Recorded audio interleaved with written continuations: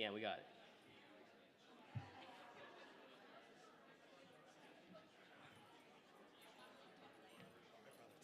Ready? All right.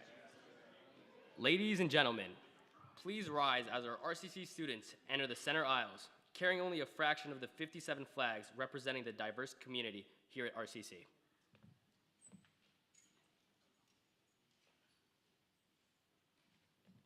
The students are led by Dr. Virginia Melendez and Dr. Latoya Blunt. They are joined by our RCC president, Dr. Lester Sanders Apollo, and today's keynote speaker, Dr. Blaine Harding.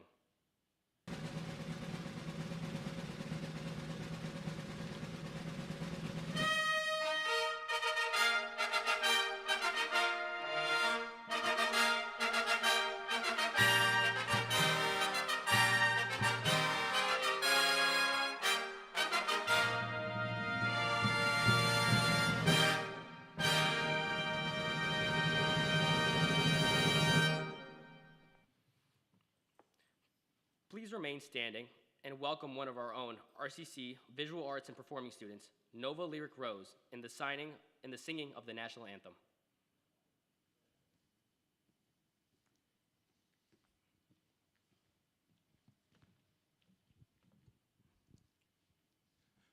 Oh, say, can you see by the dawn's early light what so proudly we held at the twilight's last gleaming, whose broad stripes and bright stars through the perilous fight o'er the ramparts we watched were so gallantly streaming, and the rocky direct glare, the bombs bursting in air,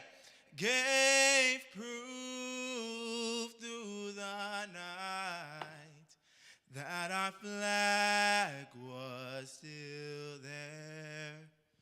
Oh, say, does that star-spangled banner yet wave o'er the land of the free and the home of the brave?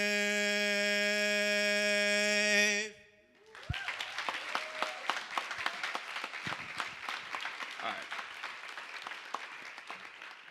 Let's give a round of applause to Nova and all the student and staff volunteers carrying our flags today.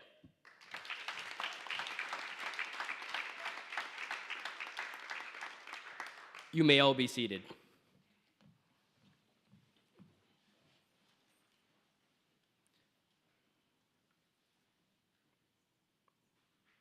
Welcome faculty, staff, students, and guests to the Rockland Community College inaugural Convocation. My name is Jonathan Galdamez, and I am honored to serve as your host for today. The theme for today's convocation is diversity, equity, and inclusion. You will have an opportunity to hear remarks from our president and keynote speaker later in the program. At this time, please welcome Leanne Croteau, Press Secretary for Student Government Association, to give remarks on behalf of the student body.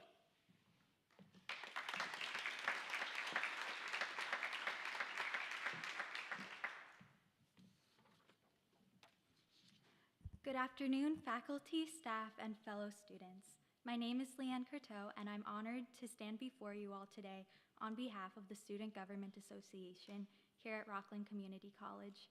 I currently serve as press secretary of the SGA and strive to improve our campus community.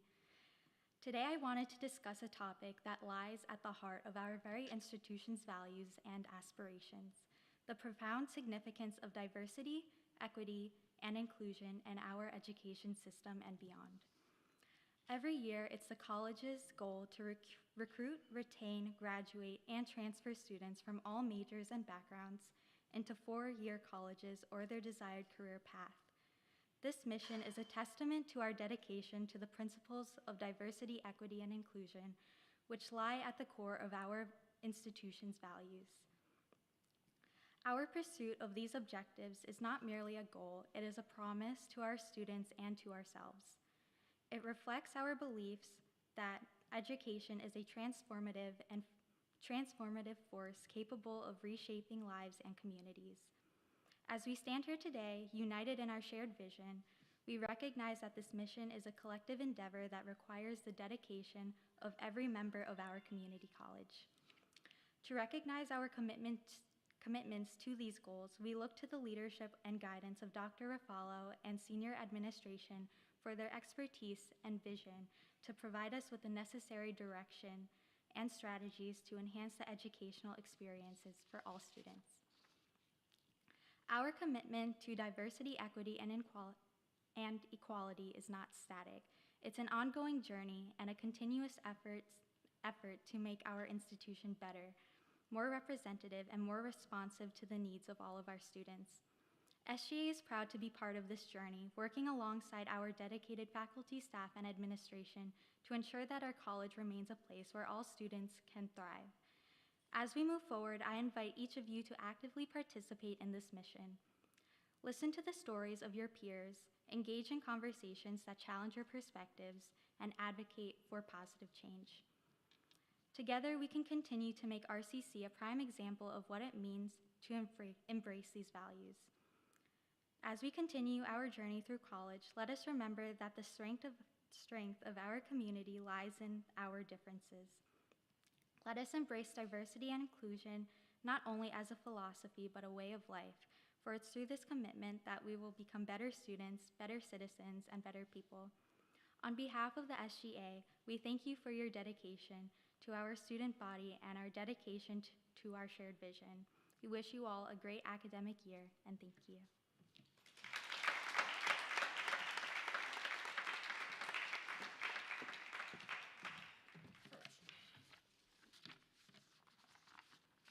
All right, thank you, Leanne. At this time, it is my honor now to welcome RCC's president, Dr. Rapallo.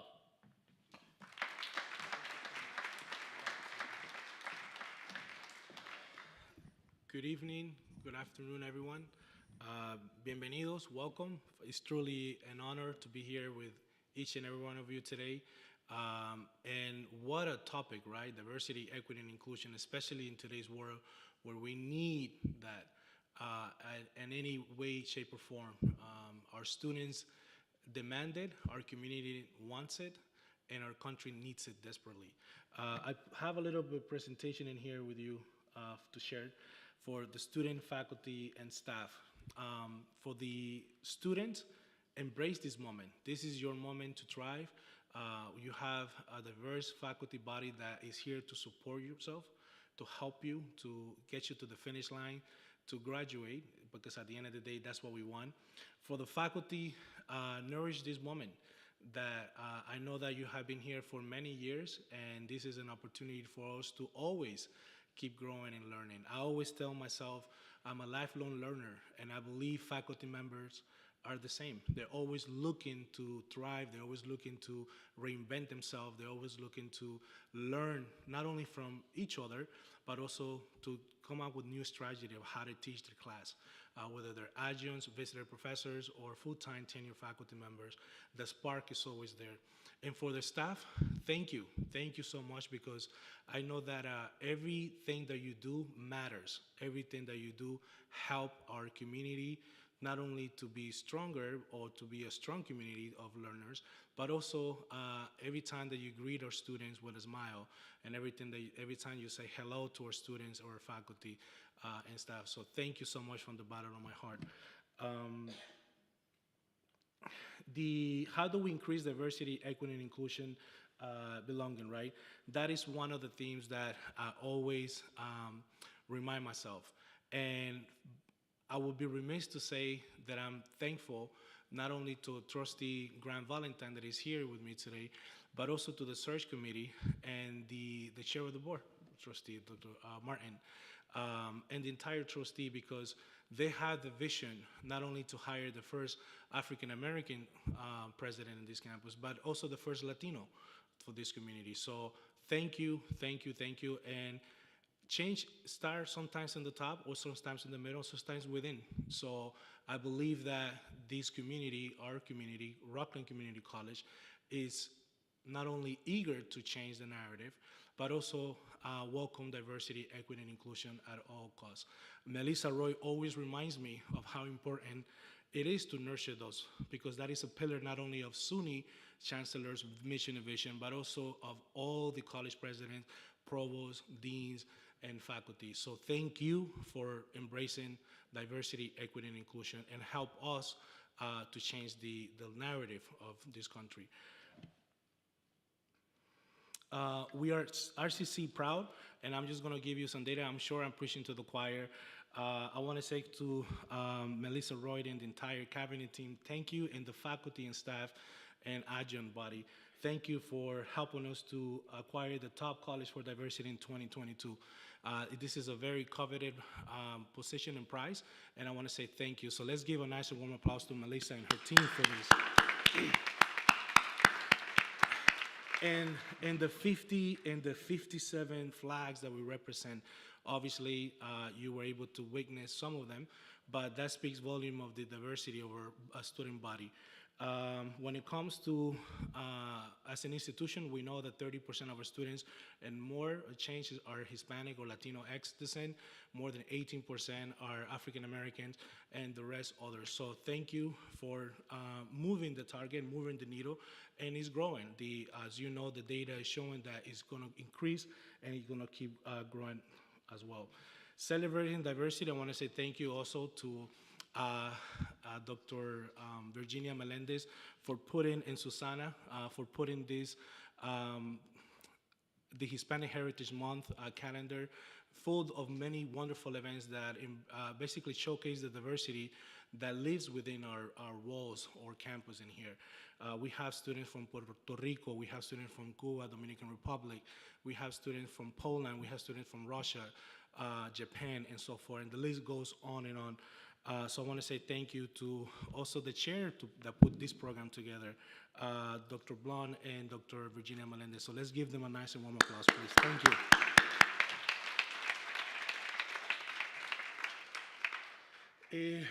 And also, I would be remiss to talk about what we're all here for as well, which is to share the 5-year strategic plan overview. And I want to say thank you to VP, soon to be Dr. Kevin Stum. Let's give him a nice warm applause, please.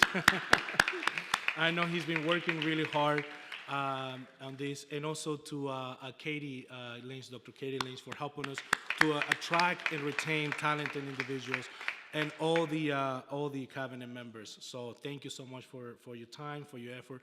Thank you, the faculty, the staff, the angels, to help me to realign what the strategic plan, which I'm going to be sharing with you in the upcoming weeks.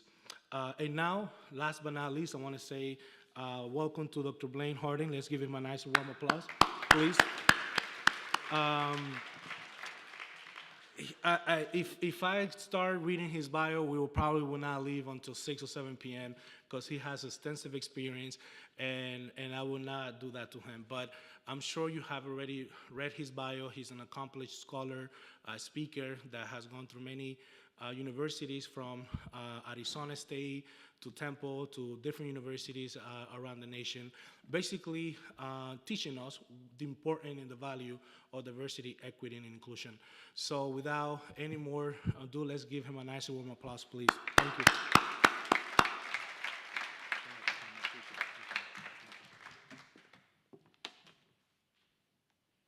Virginia, is somebody here to switch this? I'm not sure how to do it. My area isn't technology. Up, up, up. Oh, I just need to, yep. Perfect, thank you. Now we're all set. I'm thrilled to be here, by the way. When I originally got the call,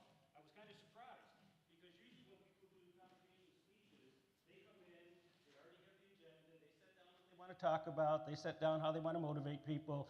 And then when I got the call and the president asked me to do DEI, I was really surprised. But then when I looked at your website, I wasn't surprised. Not only you're an HSI, not only are you a very diverse campus, but the website indicates everything. If he asked me to redesign that website, I wouldn't do a thing. Everything is there that needs to be there. The language is there, the ideas are there, the experiences are there.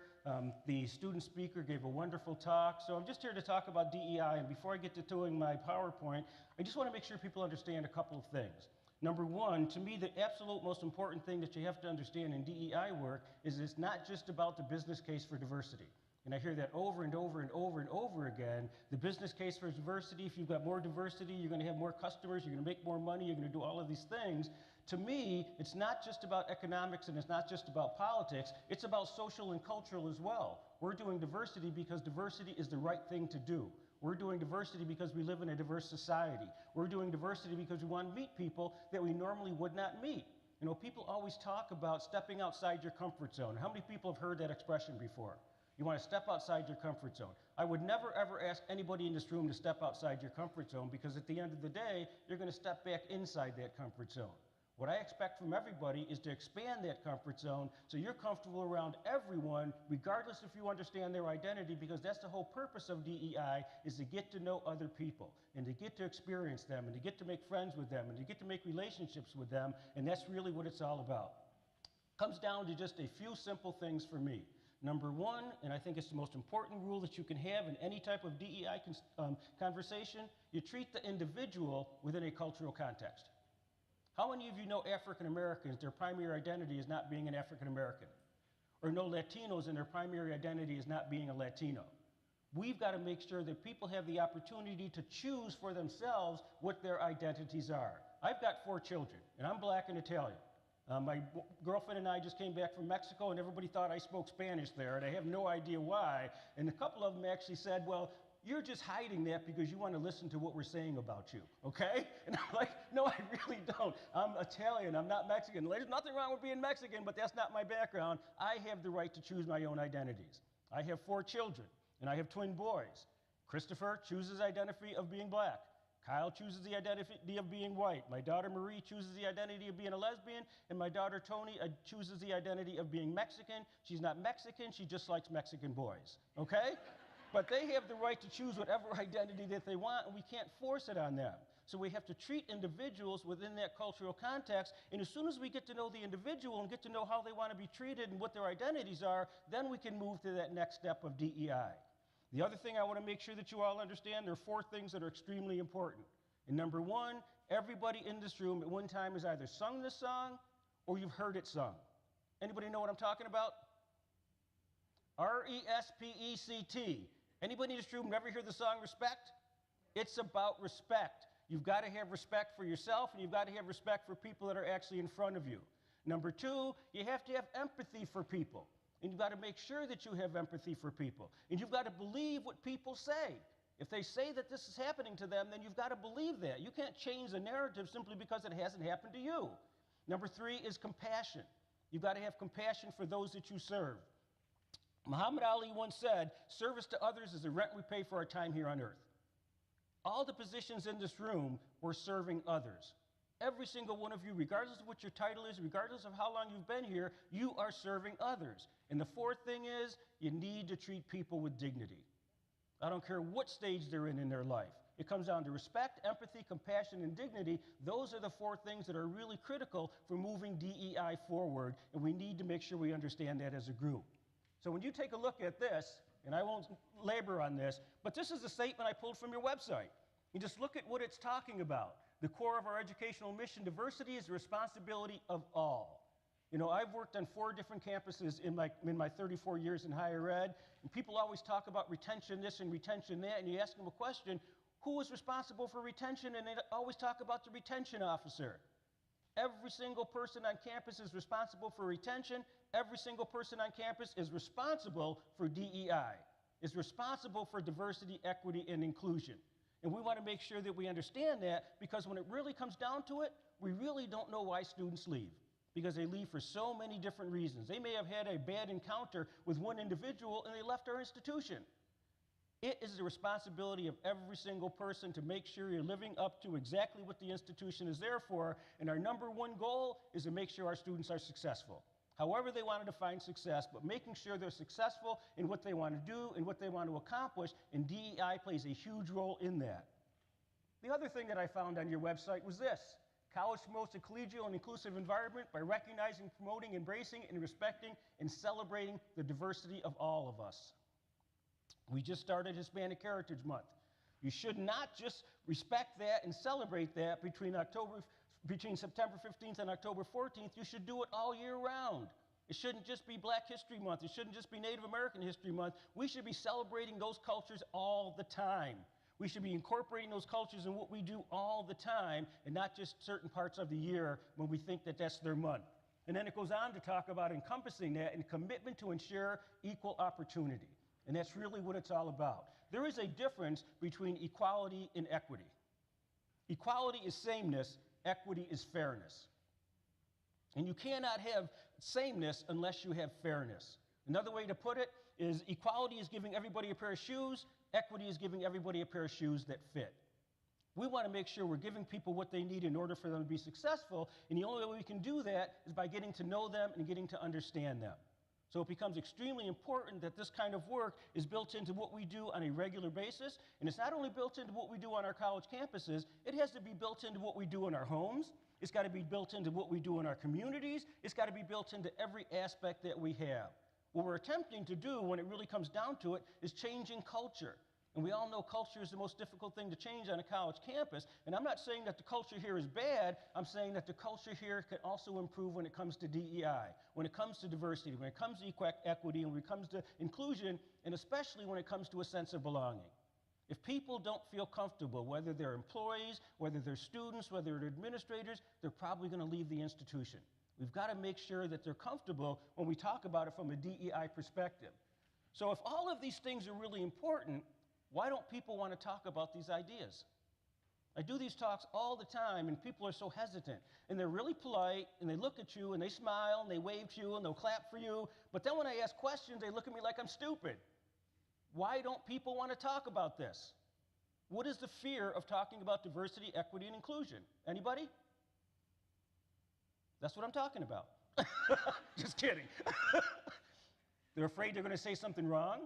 They're afraid that you're telling them that they've been doing something wrong for their entire career. They're afraid that they don't understand. They're afraid that they're going to use the wrong language. I'm here to tell you that change is a positive thing. I am a SUNY grad. I graduated from SUNY Brockport, and I grew up in Auburn, New York, just outside of Syracuse. So I'm here to show you why change is good. It's my high school picture. That's me now. That's my son trying to be me, okay? Change is a positive thing, and change is going to happen whether or not you accept it, whether or not you're part of it, whether or not you embrace it. So why not embrace it? Why not get accustomed to it? Why not use it so it becomes something positive and not something that's actually fearful? Two concepts you have to understand, and two concepts become extremely important. One is you've got to get comfortable being uncomfortable. How many people have heard that before? And if you're not comfortable being uncomfortable, then you're not going to engage in those conversations and discussions. And to be quite honest with you, if you're not uncomfortable in certain conversations you're having, then you're probably not having the right conversations. They're probably not deep enough, they're probably not important enough, they're probably not applicable enough to what you're doing, but you got to get comfortable being uncomfortable. The second thing I've already mentioned, you've got to be willing to step outside and to expand that comfort zone so you're comfortable around anyone. And as the speaker, I never would tell you to do something that I would not do myself. A, I do not know how to swim. Okay? Everybody got that part? I'm 66 years old. I do not know how to swim. B, I went whitewater rafting and fell out of the damn raft, okay? I expanded my comfort zone, and I got comfortable being uncomfortable. It's probably one of the best experiences I had. Even though I almost died, it was one of the best experiences that I had, okay? Because I was trying something new, I was trying something different, I was trying something that I never would have tried before. We all have to do that. We all have to become familiar with that and willing to actually stretch it so we're doing something different than what we normally would do. That's what I'm talking about. Talk to people that you've never talked to before. Make relationships with people you've never made relationships with before. That's how we learn. That's how we grow as a society. You know, there's so much ill in society now, and a lot of it has to do with DEI. It has to do with people that are opposed to it, don't understand it, don't want to put it in place because they haven't bothered to explore it. So we want to make sure that we're exploring it. And once again, it is about relationships. How many of you know, and just be honest, you don't have to raise your hand, people that are opposed to DEI? Why are we talking about these things? Why are we always bringing these things up? I treat everybody the same.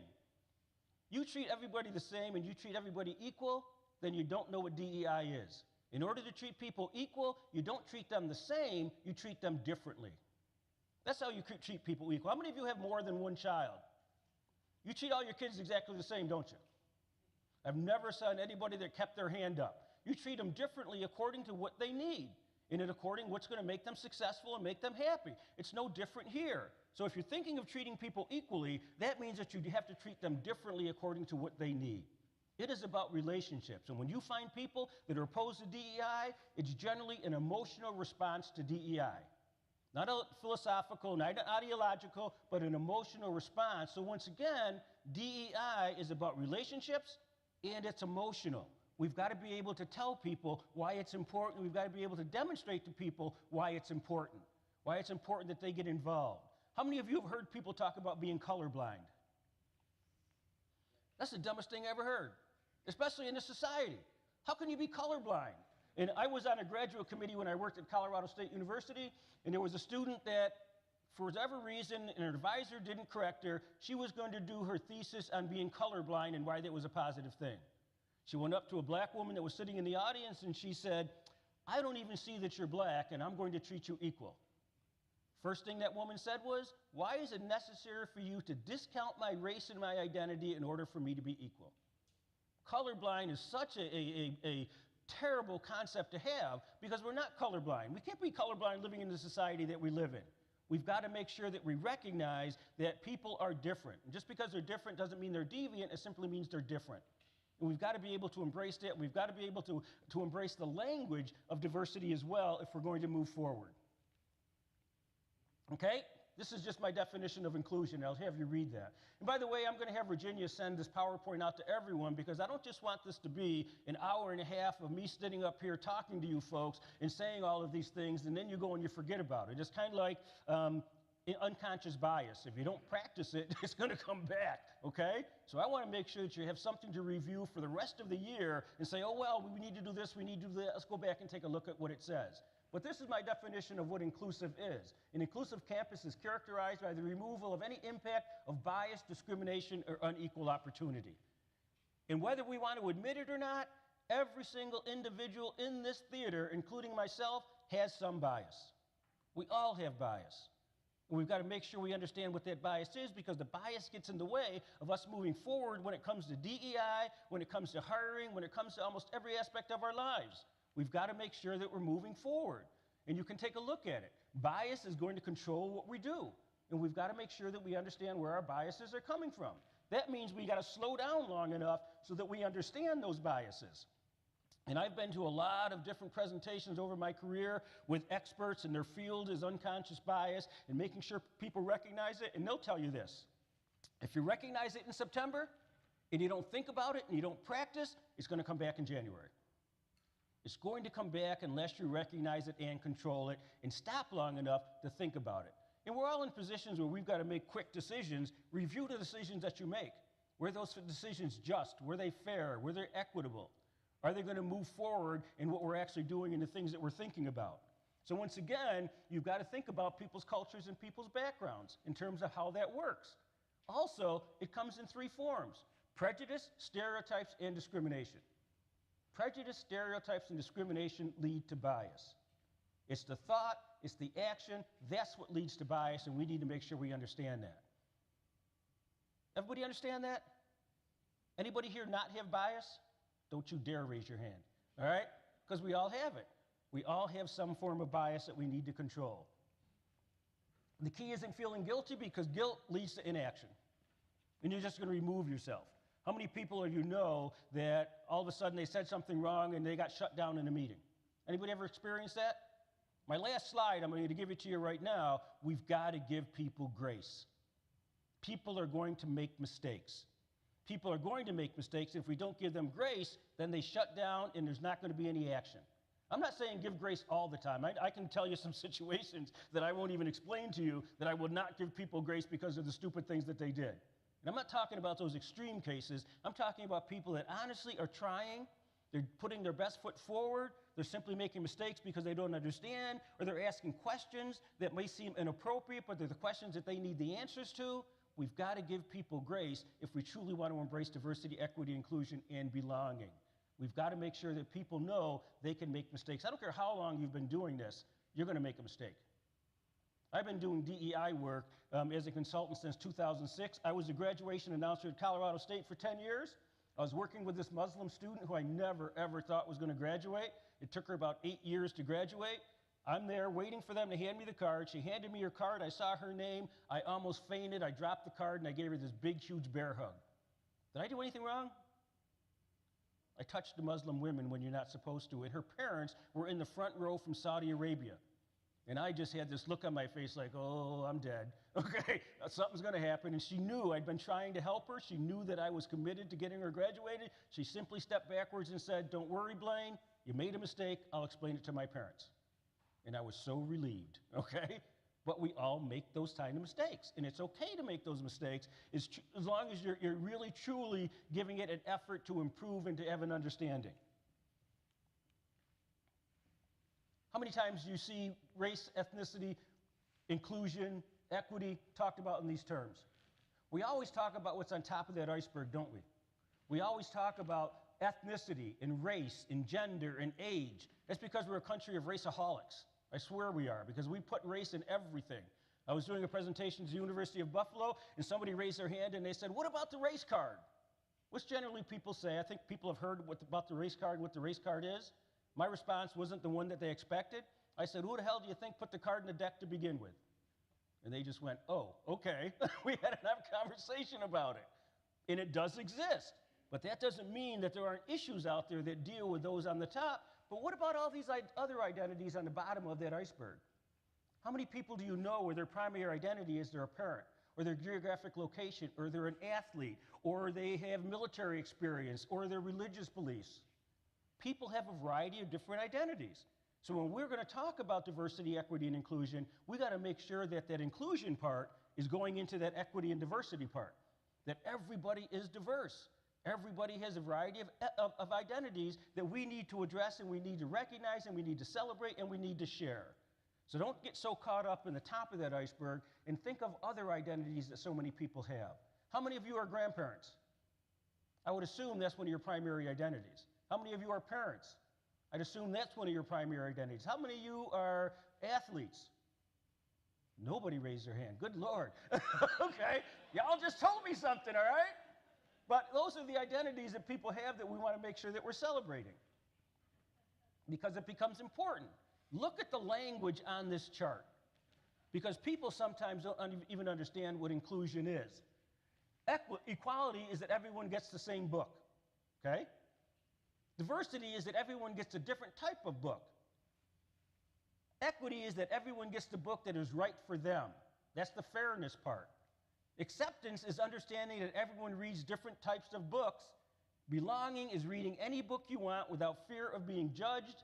And lastly, justice is fighting to make sure everyone has access to books.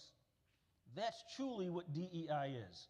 It's all of these things wrapped up. It's all of these things that have to be put in place. It's all of these things that make the work that we do important, but also make the work that we do really crucial to people's success.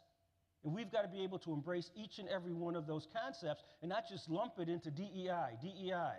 When we say it that way, it doesn't sound like it's that complicated, but it's extremely complicated. And people have to understand that, and they have to understand what their role is in making sure all of those things come true. And this is what equity is.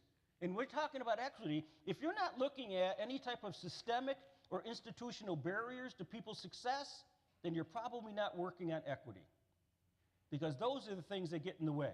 It may be something small, it may be something large, but if we don't identify them, then we cannot eliminate those. And when you talk about those types of barriers, they generally come in one of four forms. They're either individual, they're group, they're institutional, or they're systemic.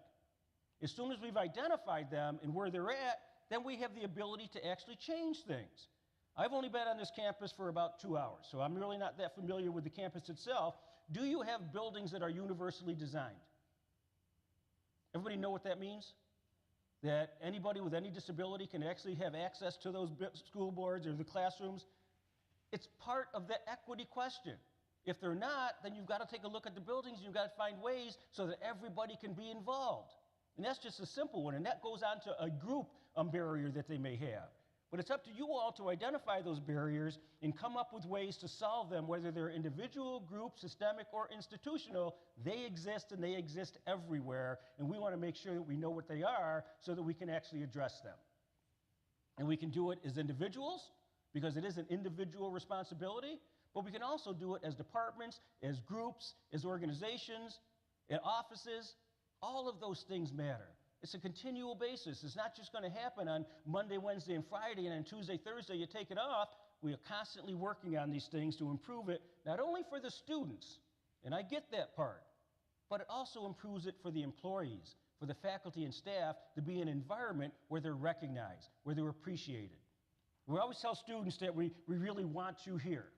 How many people have heard that before? We really want you here. We really want you to be at our institution. We really want you to be part of our program. I would change that around and say we don't just want you here, we need you here. We need your experience. We need your diversity. We need your input. We need your presence. We need to have you here. And there's a huge difference between wanting and needing, and to me, it's needed. We have wasted so much talent in this country because people have not had the opportunities to be successful. And it's up to us to create those opportunities for the students that we're serving and also for the colleagues that we have. Celebrate that diversity within your offices. Celebrate that success within your offices. We have 3 things that I think are our responsibilities. And even more importantly, I think these are 3 things that are students' responsibilities that we have to make sure that we explain to students. Most of the education, in my mind, on a college campus happens outside of the classroom.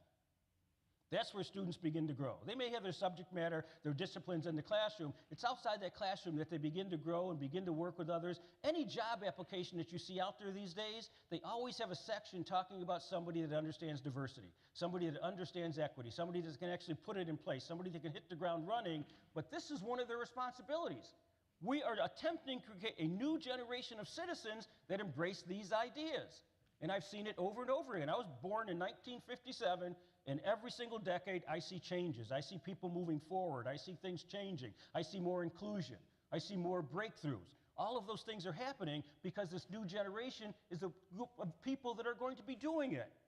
They have to create a just and equitable society and fully understand that last part is so important to me, that character development and equity are not separate issues.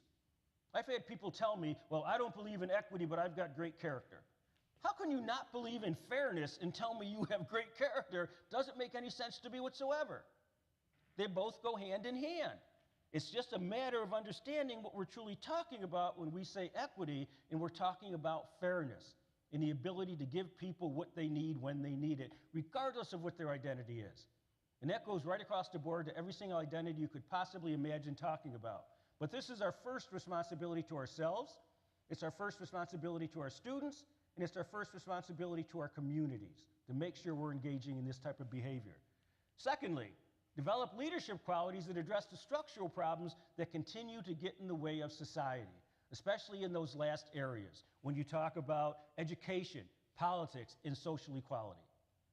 Develop those characteristics. Students don't realize it now. I didn't realize it when I was a student. I only went to college so I could play lacrosse. I didn't care about school. I didn't care about anything. I didn't know that I'd be doing this for a living. So imagine what your students are thinking. They have no idea what they're going to be doing 5, 10, 15, 20 years from now, but I guarantee you a lot of them are going to be in positions where they're making decisions, and they're making decisions for other people, and they're making decisions for themselves. And they've got to be able to understand why they're making those decisions, and they have to understand that those decisions are actually going to be either opposed to this or that's going to be promoting this. And we've got to make sure they understand that. We've got to make sure they understand, in other words, what their true responsibility is to the communities that they live in and the society that they live in as well. And then lastly, effective leaders can fully extend their cultural, political, social, educational to instill 3 things: Privilege, power, and influence. Privilege, power, and influence. Power is the ability to do, influence is the ability to sway. And everybody has a privilege. One of the problems about privilege is we talk about it in such a negative way. Everybody has privilege. I was lecturing at a community health course when I was at the University of Nevada, and I had about 50 students in the room, and I stopped the lecture because it was a DEI type lecture they brought me in to talk about. And I said, look around this room for a minute and tell me who was the most privileged individual in this room. Who's the first group they pointed to? White men. What's the second group? White women, then black men, then black women. And I stopped them at every step and I said, no. And they said, well, who? I said, me.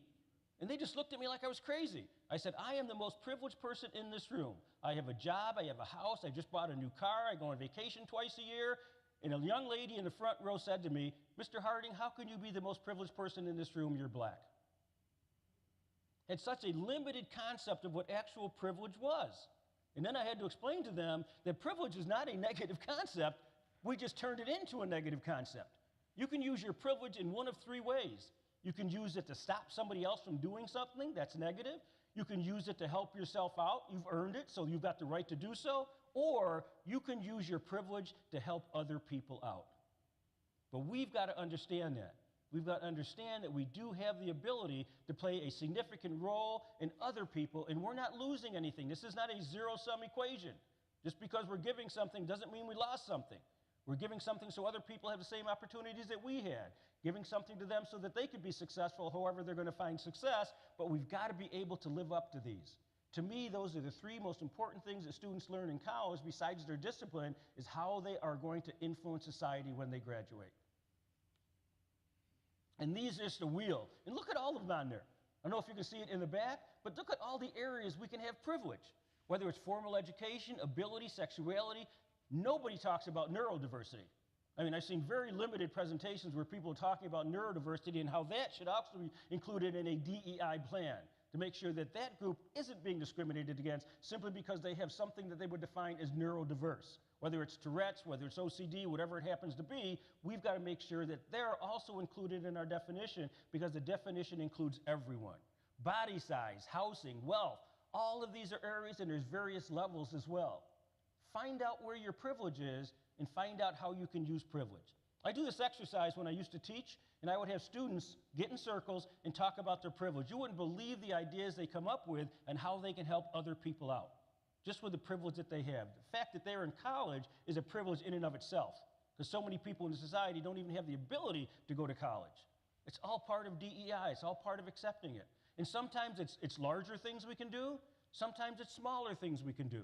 Just give you a real quick example. When I was at the University of Kansas, I parked my car in the middle level of the garage, got out at 10 o'clock, I went out to my car, and there was only two cars in the garage. One was on that side, one was on this side. Mine was over there was another one behind me, and this young lady was in the garage at 10 o'clock at night. And I knew she wasn't comfortable. I don't think I would have been comfortable. So instead of me walking by her to get to my car, I circled all the way around to get to my car. When she got to her car, she turned around and yelled, "Mister!" And I thought I was in trouble, and all she said was, "Thank you." She fully understood what I was doing because I was using my privilege as a male to make her feel comfortable in that situation. How many of you women wouldn't have felt comfortable in that situation? A lot of them. How many of you women look in the back seat before you get in your car at night? Or you lock the door, or you carry your keys, and those things are real, folks. They are real, and we need to make sure we understand that so that we can help other people be just as comfortable as we are, whatever they're doing. I've always talked about the first concept, cultural competency. How many people have been to a presentation on cultural competency?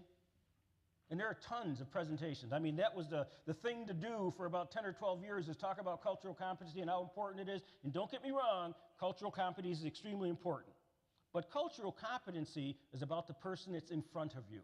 It's about the other. It's about the person that you're working with, or the group that you're working with, or the people that you're working with. There's another concept called cultural humility.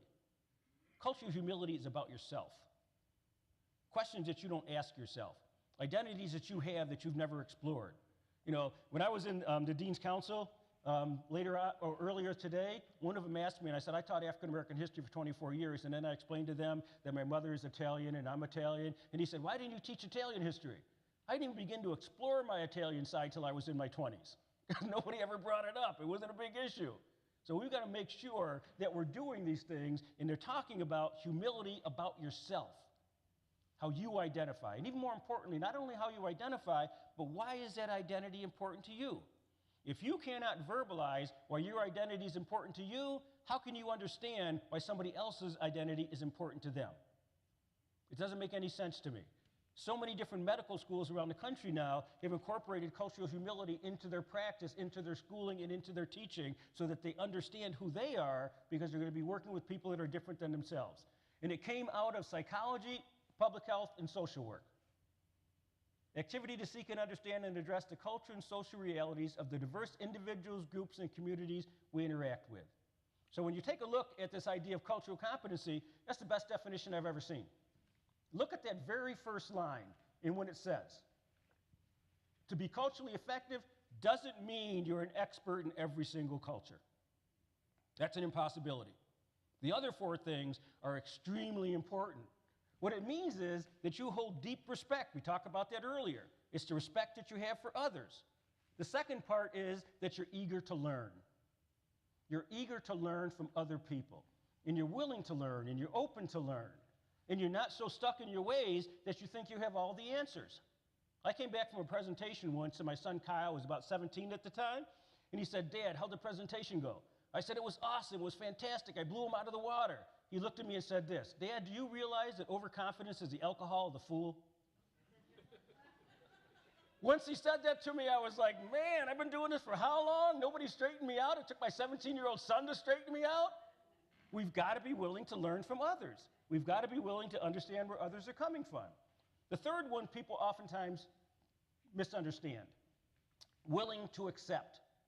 And when I say willing to accept, I'm not talking about culture. I can guarantee you we can go around this room today and every single one of you have some aspect of somebody else's culture that no matter what happens, you will not accept it. Whether it's how they treat women, whether it's how they treat the elderly, whether it's female circumcision, whatever it happens to be, I'm not asking to accept other people's culture. What am I asking you to accept? Them. Accept them as individuals, just like they accept you as an individual. We don't always have to have the same culture, especially in this society. You know, it's no longer assimilation doesn't have to happen to the degree it happened in the 50s and 60s. Now people in this society can hold on to their culture, and we see it on our college campuses all the time. Students coming in and whatever their identities are, that they're holding on to those cultures and their identities. You know, if you were talking, 20, 30 years ago, that wasn't the case. People had to Americanize in order to be successful in this society. How many people know who Rita Hayworth is? How many people know Rita Hayworth is actually Spanish? And they had to change her name and change her hairstyle and change the color of her hair for her to become Rita Hayworth.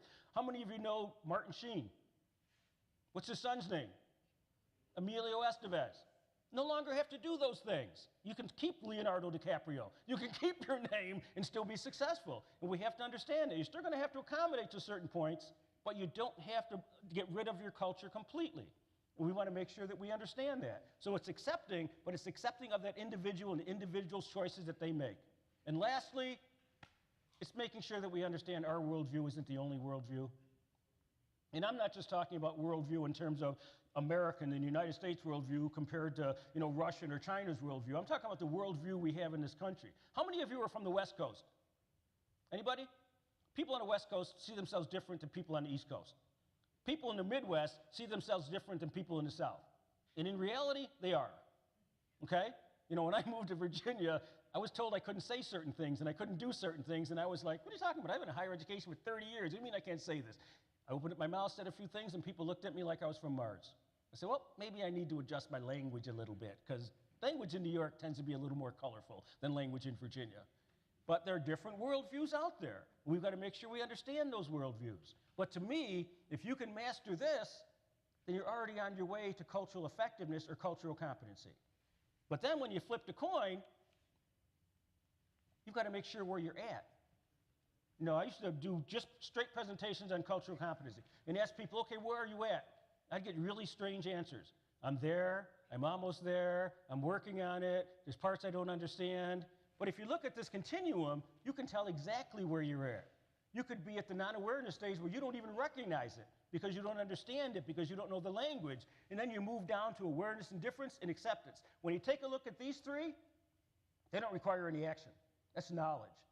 Once you get past that and you're understanding cultural differences and cultural adaptation and skillfulness, you're putting it in place. You're leveraging what you know and what you understand about other groups of people to make your relationship stronger, to make the partnership stronger, to make your connection stronger, whatever it is that's your objective, you've got to be able to understand people and where people are at. You've got to understand, and everybody, identities are important to everyone. They're not just important to people of color. They're important to everyone, and we've got to make sure that we recognize that. Then you move into this. Look at the competency on the left and the humility on the right. Competency says it's knowledge and training. Competency says that all groups are monolithic. I hear it all the time. Oh yeah, I understand Latinos. And my initial response to them is, great. Are you talking about Puerto Ricans? You're talking about Mexicans? You're talking about Dominicans? You're talking about people from South America? Everybody's different.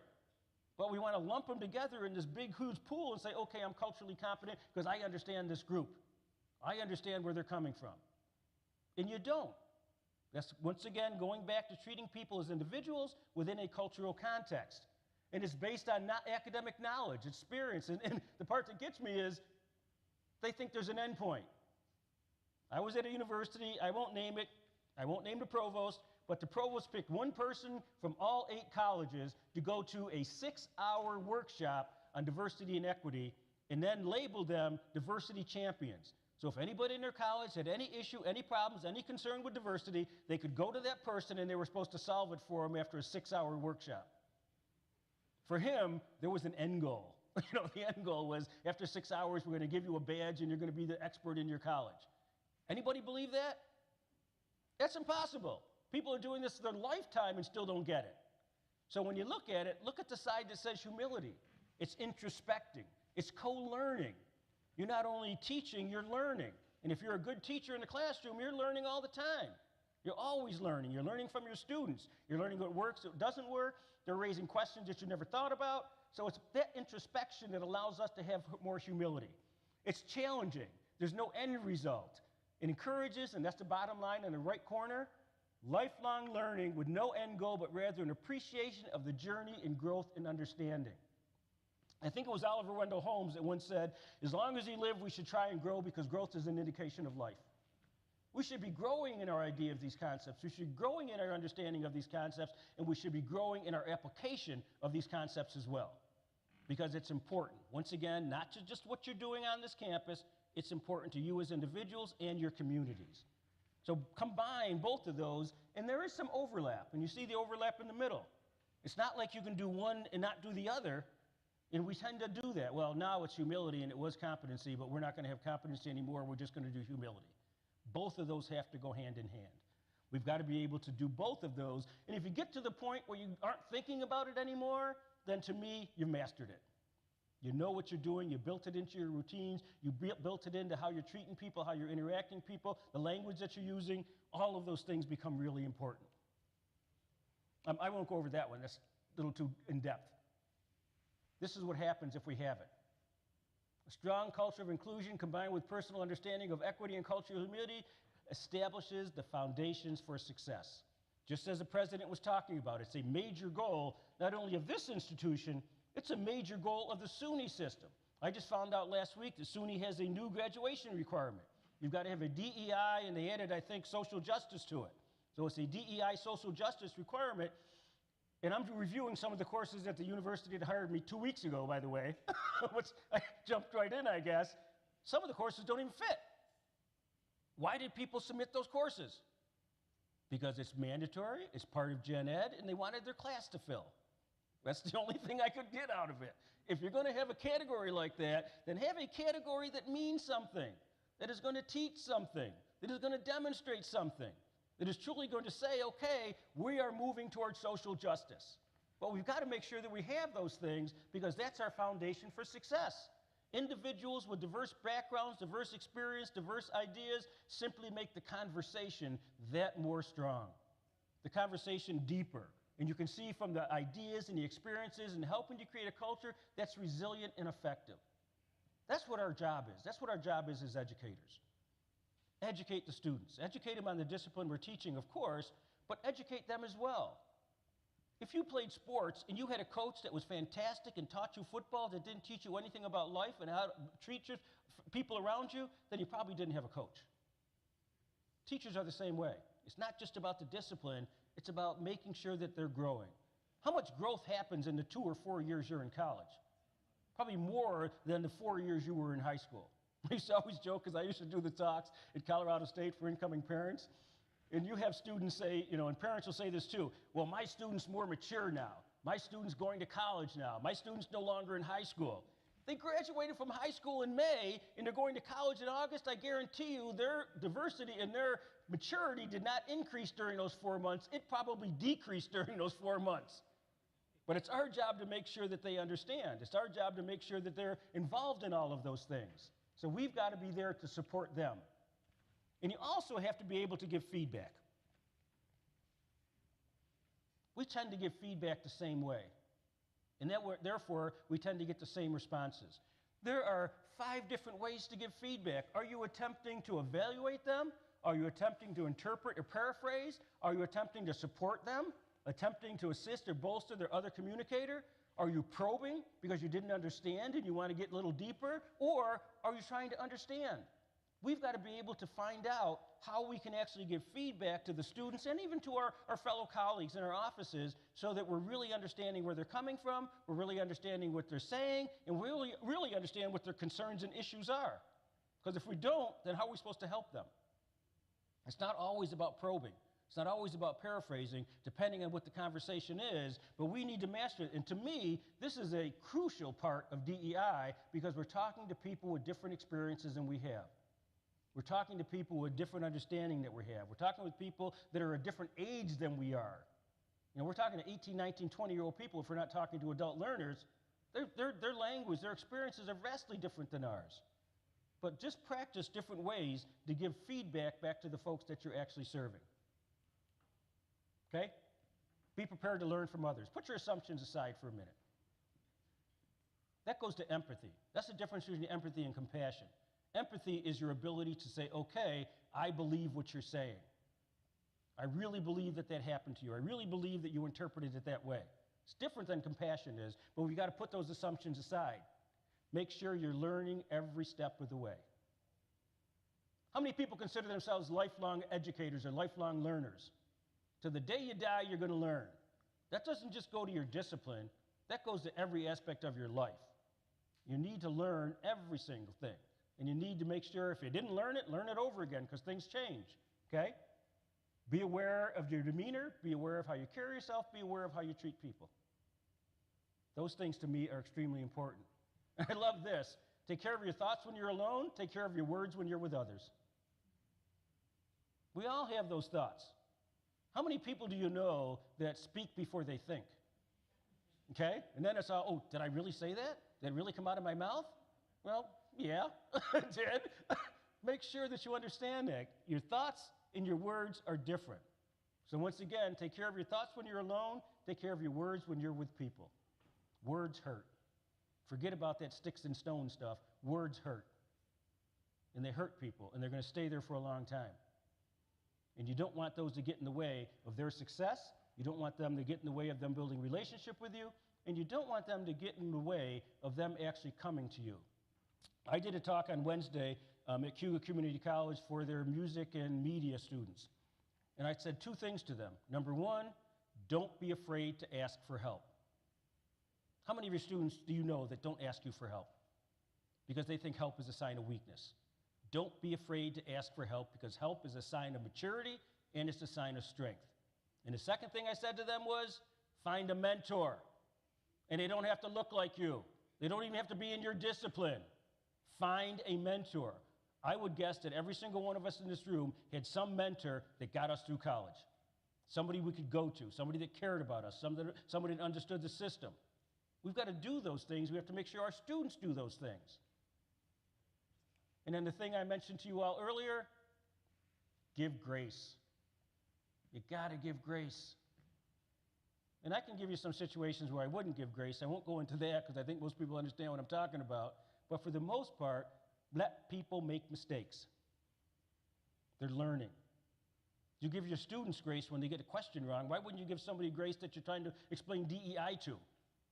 Give them grace, give them an understanding so that they can ask questions, so that they can learn, so they can grow, so they can build, so that they can also become a proponent of this idea of DEI. Because they'll know better, they'll learn more, and you can trust them more. I've got a lot of favorite sayings, but this is my all-time favorite. It's not the figment of the pigment, it's the enigma of the stigma. All right? Say that 3 times. It's not the figment of the pigment, it's the enigma of the stigma.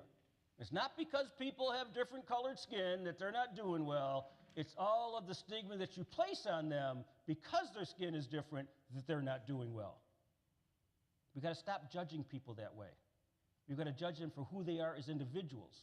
We've got to judge them for who they are, the potential that they have, the potential we want to bring out with them, the contributions that they can make, the relationships that they can make. Judge people as individuals. And then you can move on to that cultural aspect. That gets in the way of a lot of folks. A lot of folks. And some people in society have an ethnic option, they don't even talk about their identities. But a lot of people in our society don't have an ethnic option, and they have to talk about their identities because they're out there in front of everybody. Okay? I just want to thank everybody. I want to thank the president for giving me the opportunity to come here. Thank you. And I want to make sure that everybody in the room has this PowerPoint. I also want to make sure, and they'll send you the information, if you have any questions whatsoever, if you have any concerns, if you want to read different articles on these topics, just get a hold of me. I answer emails really quickly, and then I delete it. So just get a hold of me at any time. I'd be more than happy to help out. Hopefully, it doesn't just end here because I talked for an hour. It's got to be something that's ongoing, and I think everybody in the room understands that. But y'all need to give yourselves a round of applause as well, simply from working at this institution. Thank you. Thank you so much, Dr. Hardy. Are there any questions? Anything? I know we have microphones in the front. Anyone would like to ask a question? Don't be shy. No? Can I tell you a quick story? I love stories. So I've got 4 kids. So my daughter Tony, who's my second oldest daughter, was going to a middle school. And as I told you, I'm biracial, I'm black and Italian. My kids are black, Italian, Irish, English, and French Canadian. I've got 3 grandkids. They're black, Italian, Irish, English, French Canadian, 2 are Mexican, and 1's Korean. Okay, that's the new generation of students that are coming up, by the way, are those biracial students. So in Loveland, Colorado, we had to register my daughter Tony every single time that she went to school because you had to pay for locker fees and a bunch of stuff. Even though we know K through 12 is supposed to be free, they still got a check from us. So I would check the boxes because they always have this box that you have to check and fill out her name. I checked the box black and white because she's biracial. I had never thought anything of it. One of my former students started working at the school, gave me a call, said, Blaine, come down to the school, something's going on here. So I went down to the school and I said, what's going on? He said, do you realize that when you fill out that form and you hand it in, that somebody changes it and they either check the black or white box because you can't have a biracial student according to the federal government? It has to be in one of 5 different categories. And I went, what are you talking about? And I said, how do they do that? They said they either call the student to the office, look at them, and then decide what it is, or they look at their last name. My last name is Harding. I'm not Scottish, okay? And I was livid. I called the superintendent. I called the school district. I called the Department of Education. I called Washington, D.C. Nobody would listen. They just said that's the way it's going to go. Finally, I get on the phone, and I'm talking to his administrative assistant, and I say, well, are they going to do anything about this? And she says this to me, Mr. Harding, you're a little confused because you don't know the difference between race and ethnicity. I flipped out, to say the least. So I said to her, I was being a wise guy, I said, so what is this for? She said, it's for tracking purposes. I said, so, okay, it's for tracking purposes. Could you do me a favor? And by that time, they just wanted to get rid of me. And they said, oh, yeah, we'll do you a favor. What do you want? I said, if she does really, really good on those standardized tests, could you check the black box? And if she doesn't do really well, could you check the white one for me? She called me a racist. I couldn't believe it.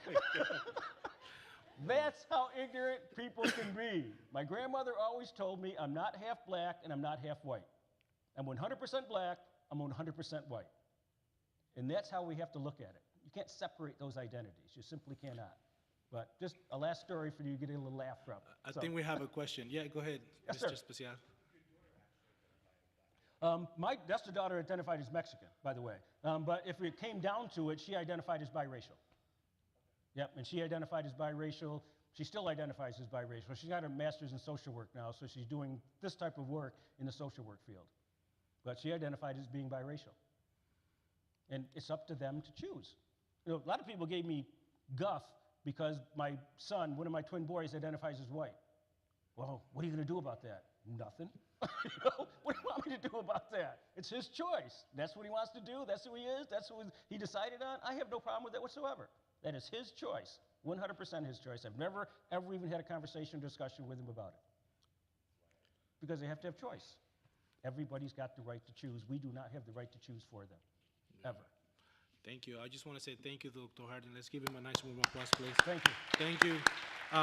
Thank you for enlightening us with your topic, and I'm so happy and thrilled that our faculty, student, and staff were able to join and listen to your discourse, because it is truly needed in today's world, and I'm sure that our faculty and staff and students benefit tremendously, especially nowadays where a lot of members of the LGBTQ community, a lot of members of different ethnic groups, religious groups are being attacked in this nation. I think that now more than ever, it is important and relevant to keep that discussion alive. So thank you so very much for your word of wisdom. Thank you.